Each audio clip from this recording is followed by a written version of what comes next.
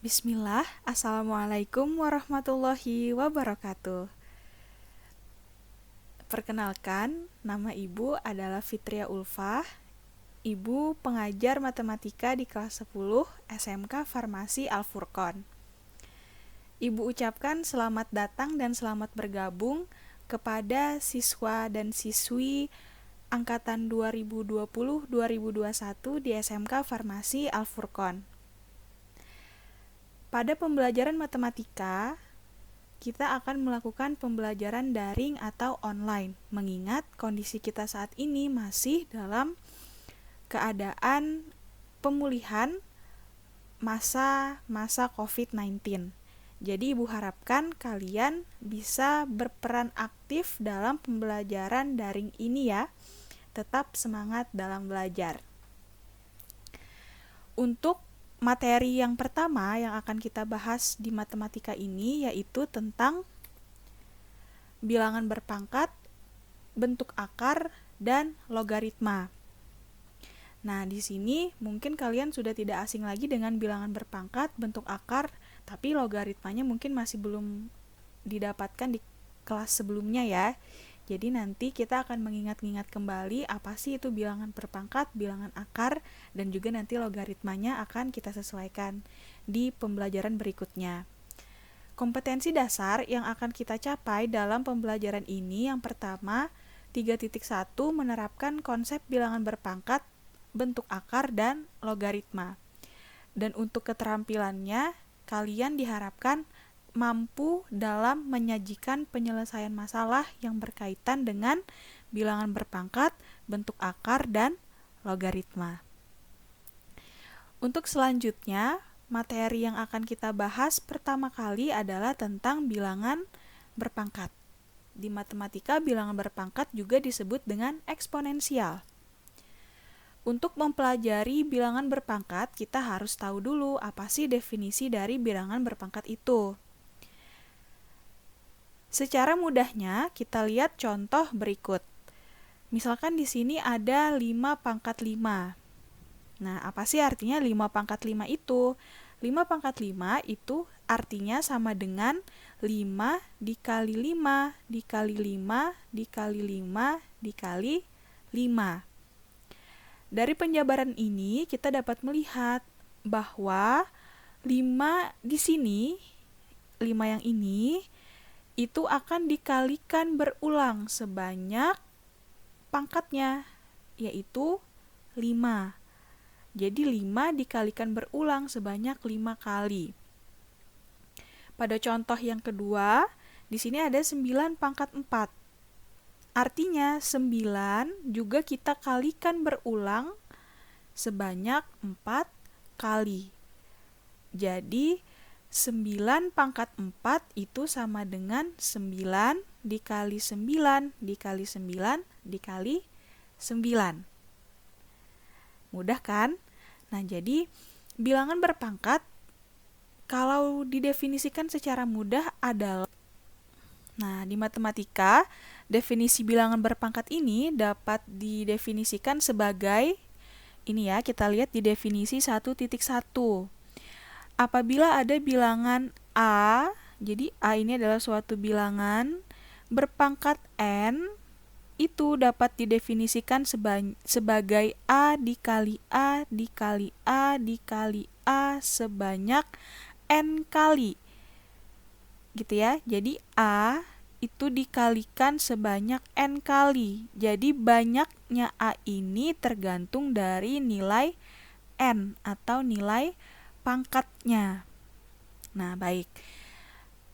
Silakan disediakan alat tulisnya, boleh dikasih note kecil.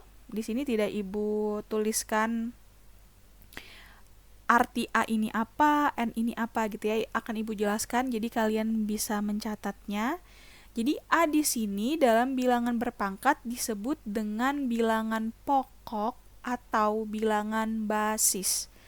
Jadi A ini juga disebut dengan bilangan pokok atau bilangan basis, sedangkan N disebut dengan bilangan pangkatnya. Seperti itu. Jadi kalau misalkan kita balik lagi ke sini nih, ke 5 pangkat 5 sama 9 pangkat 4, 5 di sini adalah bilangan pokok. 9 di sini juga sebagai bilangan pokok atau bilangan basis. 4 di sini sebagai bilangan pangkat, 5 yang di sini juga sebagai bilangan pangkat. Jadi seperti itu. Jadi kalau misalkan next-nya ibu menyebutkan bilangan pokok 5, berarti artinya 5 yang di sini gitu ya.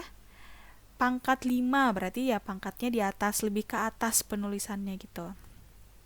Oke, sampai sini dari definisi bilangan berpangkat harus selalu diingat ya, bahwa bilangan berpangkat itu adalah bilangan berpangkat adalah perkalian yang berulang. Gitu. Jadi kalau misalkan ada soal yang bentuknya adalah bilangan berpangkat, kalian harus tahu dulu definisinya apa, jadi bisa menyelesaikan dengan benar. Selanjutnya kita lihat contoh. Nah, biasanya nih kalau misalkan di matematika itu ada bilangan negatif atau ada bilangan akar atau bilangan pecahan, itu sudah pasti ngelihatnya aja udah males gitu ya, apalagi untuk menyelesaikannya. Tapi di sini jangan takut.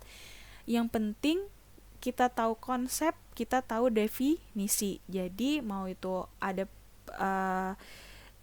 bilangan yang negatif kah, atau bilangan akar, atau bilangan pecahan, gitu kita anggap gampang gitu. Yang penting kita tahu definisi dan konsep. Lanjut. Misalkan di sini ada contoh. Negatif 3A pangkat 3. Tapi di sini negatif 3A-nya di dalam kurung ya. Nah, ini hati-hati. Kalau dia di dalam kurung, artinya negatif 3A ini satu kesatuan. Jadi tidak bisa dipisah. Kalau dia di dalam kurung, jadi negatif 3A di dalam kurung ini dia satu kesatuan, tidak bisa dipisah.